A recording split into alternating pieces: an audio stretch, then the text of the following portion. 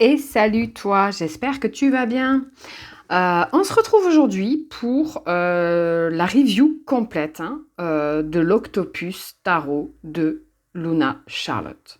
Alors, je ne sais pas si tu le connais celui-ci, mais moi en fait j'ai juste craqué, vraiment. Donc c'est une artiste canadienne, donc c'est une auto-édition. Et donc on est parti pour une review complète de cette merveille. C'est parti!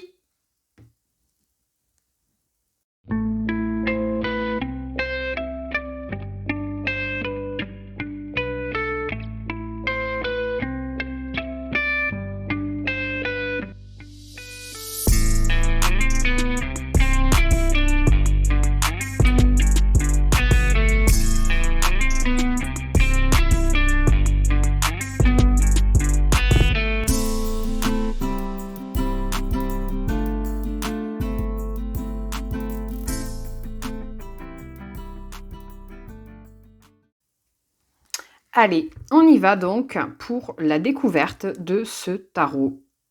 C'est une dinguerie. Moi, j'ai vraiment adoré. Pourtant, j'ai pas énormément de tarots en noir et blanc. Mais alors celui-ci, juste magnifique. Donc une auto-édition. Va voir ce qu'elle fait, Luna Charlotte. Donc son compte, c'est Luna Charlotte Art. Sur Insta. C'est une artiste, moi j'adore ce qu'elle fait vraiment. Et donc on a une boîte ici en dur qui s'ouvre comme ceci, avec le petit guidebook en français. Très bien fait. Très bien fait, j'aime beaucoup. On a des petites correspondances des éléments, des signes astro, de la signification de la carte. Donc là, en l'occurrence, on est tombé sur l'étoile, qui veut dire oui. On a le descriptif des mots-clés de la carte à l'endroit, de la carte à l'envers.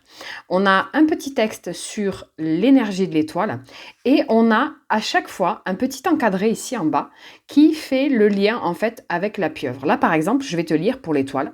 Quand une pieuvre perd un tentacule, souvent par un prédateur, c'est un moment de souffrance. Toutefois, avec le temps, la pieuvre va en faire renaître un. Ce nouveau tentacule sera aussi fonctionnel et aussi efficace que le précédent, permettant à la pieuvre, à nouveau armée de ses 8 tentacules, de continuer à se mouvoir normalement. La souffrance cesse à un moment, et il lui est permis à nouveau d'avancer avec toute sa puissance. Donc à chaque fois, en fait, sur les arcanes majeures, elle fait un petit rapport comme ça avec la pieuvre, tout simplement. Voilà. Là, avec le pape, le mot octopus vient du grec octo, signifiant 8, et pus, pied. Elles sont aussi appelées octopodes ou octopies au pluriel.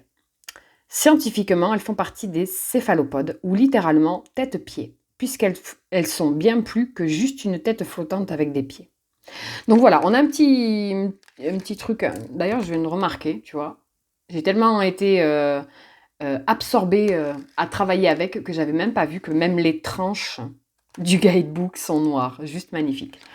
Voilà, donc un petit guidebook hyper sympa. Après, elle nous fait un petit, à chaque fois en début de suite, pardon. Elle reprend un petit peu l'aspect général des suites et ensuite on a tout le détail de chaque arcane mineur. Voilà. Il y a une carte supplémentaire qui s'appelle le Univers, ici et maintenant, donc qui parle de gratitude, plénitude cosmique, connexion, amour, achèvement, diversité. Voilà. Vous êtes l'univers qui fait l'expérience de lui-même. Donc on a vraiment un petit guidebook hyper condensé. Il n'est pas hyper épais, mais il y a l'essentiel vraiment. Et alors en plus ce rapport avec la pieuvre, voilà, juste génial. Mais ce qui nous intéresse, c'est les cartes.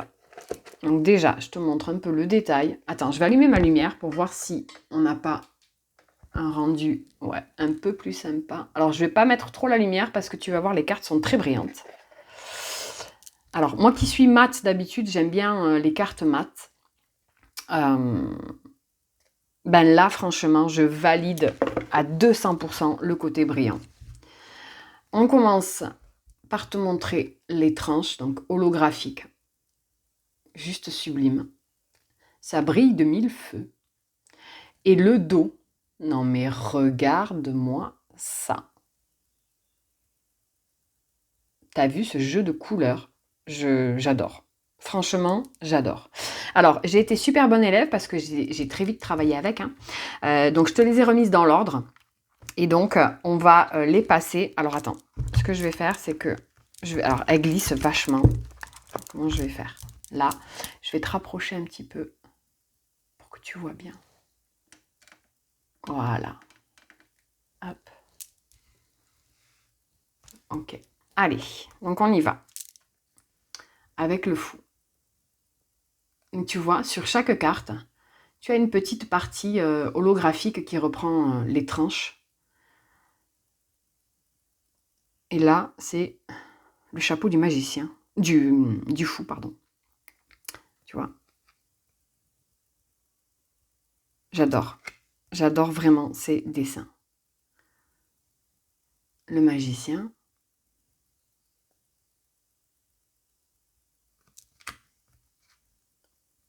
La papesse. La grande prêtresse. Yo, ça glisse. L'impératrice.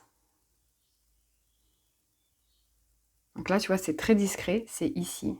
Tu vois les petits détails. J'espère qu'il fait bien le focus. Ouais, il fait bien le focus. Donc regarde-moi ce dessin. Elle a un coup de crayon, mais juste... Enfin, moi, j'ai vraiment littéralement craqué, vraiment, pour ce jeu. Alors que, comme je te dis, d'habitude, le noir et blanc, j'en ai quelques-uns.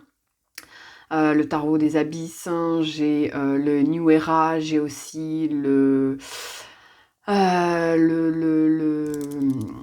comment il s'appelle? Ah, de Los Scarabeo. Even and Earth, pardon. Mais celui-ci, je sais pas, je trouve vraiment qu'il a un truc en plus. L'empereur. Le pape. Il est pas trop beau, ce pape.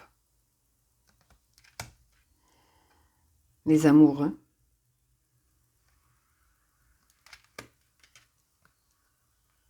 Le chariot. Regarde, avec ses hippocampes. J'aime beaucoup parce que ça reprend beaucoup la symbolique du Marseille ou du Waite hein, sur les majeurs. La force avec le signe. Et je trouve que c'est vraiment... Elle a réussi à adapter la symbolique des cartes avec sa thématique. Et franchement, je trouve ça superbe. Et là, tu la vois, la pieuvre, elle est dans sa grotte, en mode ermite. La roue de fortune. J'essaie de te faire un petit peu à chaque fois bouger la carte pour que tu vois les endroits brillants. La justice.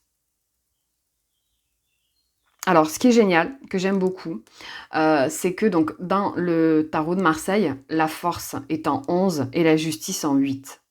Et dans le Rider-Waite-Smith, c'est l'inverse. La force est en 8, la justice est en 11. Ce qui est génial, c'est que les cartes majeures, là, enfin, il n'y a pas de carte numérotée sur les majeures. Donc l'avantage, c'est que tu peux aisément le travailler en mode Marseille ou en mode Rider-Waite à ta guise. Et ça, je trouve ça super. Le pendu.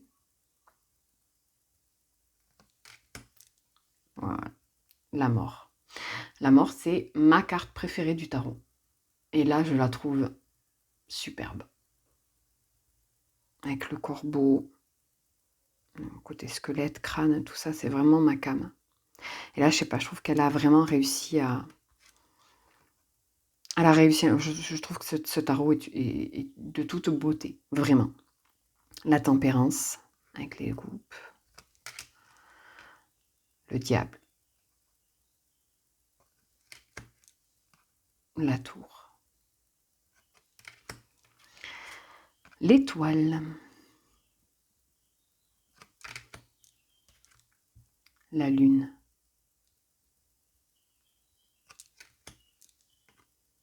Le soleil. Le jugement. Avec les petits crabes là. Le monde. Pas trop beau ce monde. Et donc, la carte supplémentaire, le univers. Alors, à prendre ou pas, hein, moi je la mets pas, parce que j'aime bien travailler avec 78 lames et pas de plus. Mais ça, c'est ma pratique à moi. Alors, les coupes avec l'As. Le 2, avec les petits cœurs au milieu là. Le 3.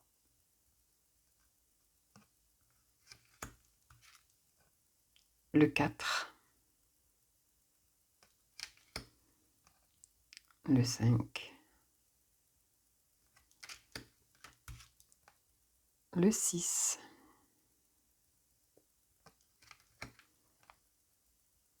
Le 7. Je trouve qu'elle a vraiment hyper bien... Alors peut-être que ça parlera pas aux débutants, ce sera peut-être un peu compliqué s'il y a besoin vraiment d'avoir la symbolique du Rider-Waite-Smith pour comprendre le sens de la carte, mais honnêtement, je trouve qu'elle a hyper bien représenté les suites des mineurs, en fait. 10 de coupe. Alors, le valet.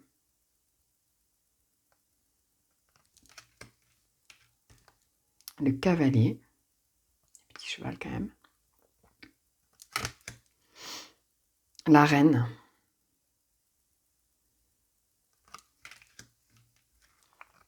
Et le roi. La suite des bâtons avec l'as. Alors tu peux t'attarder un moment sur les cartes. Il y a plein de super petits détails à regarder. Et ce que j'aime bien en fait, c'est que plus je travaille avec et plus je pose vraiment les yeux sur les cartes, plus il y a des choses qui se révèlent que je n'avais pas forcément vues au début. Avec le 2 de bâton, le 3, le 4, le 5, le 6, un 7, le 8, 9, le 10, et personnage de cour, le valet, le cavalier, la reine, avec les tournesols derrière, le roi, les épées, avec l'as, le 2, le 3, le 4, le 5, le 6, le 7.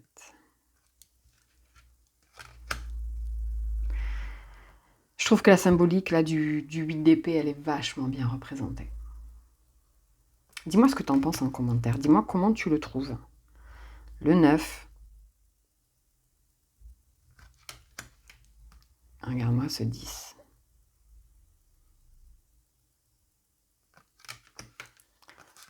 Le valet. J'aime bien avec l'épée qui transperce la tête. En mode apprentissage. Le cavalier d'épée. La reine. J'aime bien parce qu'elle a humanisé un petit peu les reines et je trouve ça vraiment sympa. Le roi d'épée. Il est puissant ce roi d'épée, je trouve. Et les pentacles pour terminer avec l'as. C'est pareil, hein. Tu peux t'y perdre un moment dans les petits détails. 2 de pentacle. On retrouve vraiment cette idée de dualité, de jongler, d'équilibrer. Le 3. Le 4.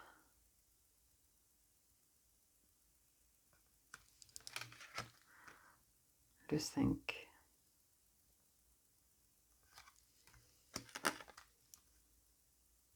le 6, 7, 8. J'adore cette carte. Le 9.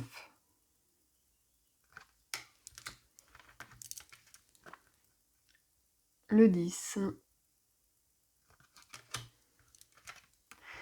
Le valet.